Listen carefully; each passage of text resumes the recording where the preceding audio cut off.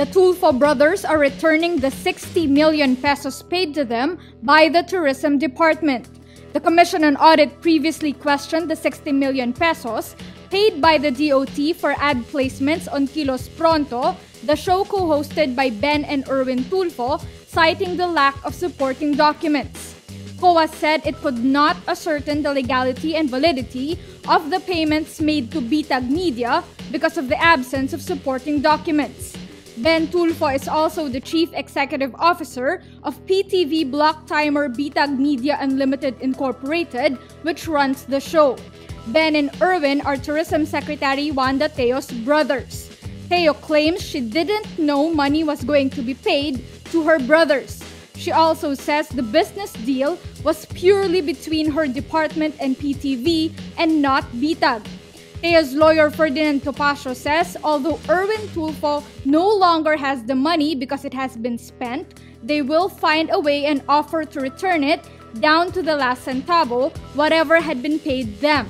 He insists the transaction was above board and had a contract. Topacio also says Teo's husband Roberto Teo will be giving up his seat in the board of the Tourism Infrastructure and Enterprise Zone Authority, or TIEZA.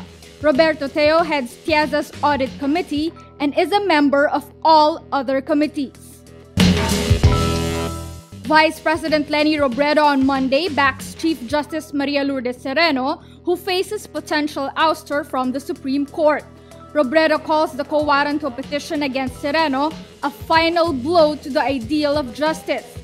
As your duly elected Vice President, I took an oath to defend the Constitution. You can count on me to do everything in my power to right this. Robredo says the quo warranto petition against Sereno, which was filed by the Office of the Solicitor General, weaponizes the courts, which can be used to kill dissent. Hindi maaaring mananahimik na lamang tayo sa dilim na dulot ng mga pangyayari nitong mga nakaraang buwan. Kailangan natin isang tabi ang ating takot at ipaglaban ang ating hudikatura. This is her strongest statement yet regarding the quo warranto petition.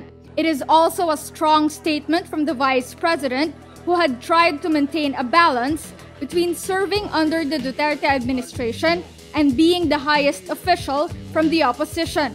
Her reference to herself as the duly elected Vice President is also seen as a response to the ongoing vote recount for the Vice Presidency. Her rival, former Senator Bongbong Marcos, filed an electoral protest against her. Rappler Holdings Corporation and Rappler CEO Maria Ressa accused the Bureau of Internal Revenue of selective justice in the 133 million peso tax evasion complaint it filed against the social news network and its parent company.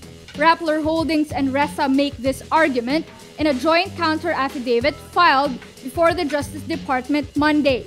The tax evasion case stems from the BIR's claim Rappler profited from the sale of Philippine depositary receipts to two foreign entities in 2015.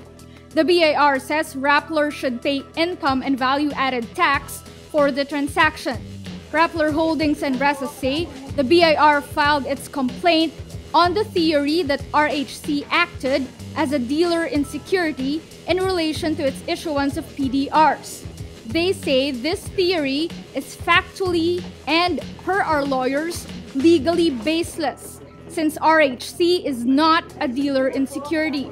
They also say the elements of tax evasion, willfulness, illegality of the means employed, and the goal to profit from the transaction and evade corresponding taxes due are not present in this case.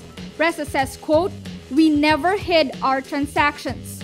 RHC disclosed them in the reports to the Securities and Exchange Commission and the BIR, and even in its public announcements and press releases."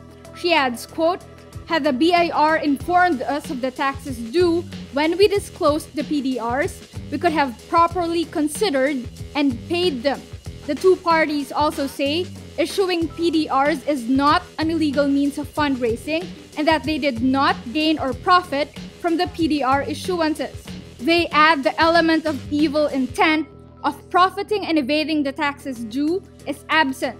The BIR is given until May 21 to respond. I appeal to the men and women of BIR, the Bureau of Internal Revenue, to investigate before they file criminal charges. I mean, before they take me to court. By filing the charges before any investigation, they violated my constitutional rights. Supreme Court Associate Justice Teresita de Castro is nominated to replace Ombudsman Conchita Carpio Morales. Morales is set to retire in July. De Castro is set to retire from the SC in October when she reaches the mandatory retirement age of 70.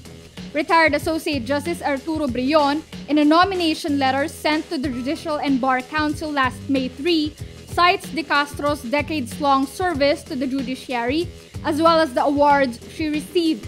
Brion says, quote, "Through all these years, she has served the government with competence, probity, and integrity."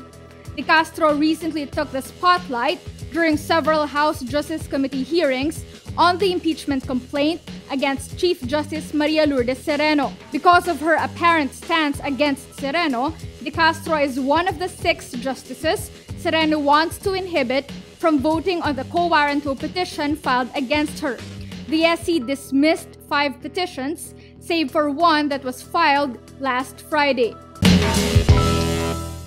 Boxing champion Floyd Mayweather is heading to Manila following trips to several Asian countries.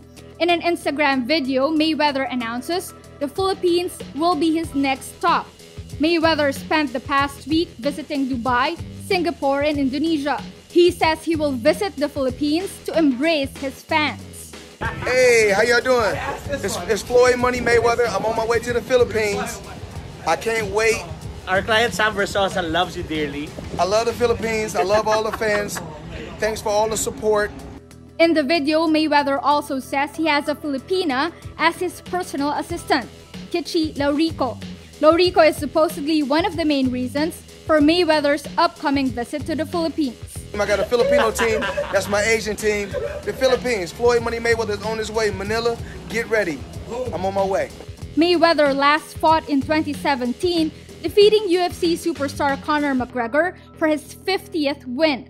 He also beat Filipino champion Manny Pacquiao via unanimous decision in 2015 in what was billed as the fight of the century.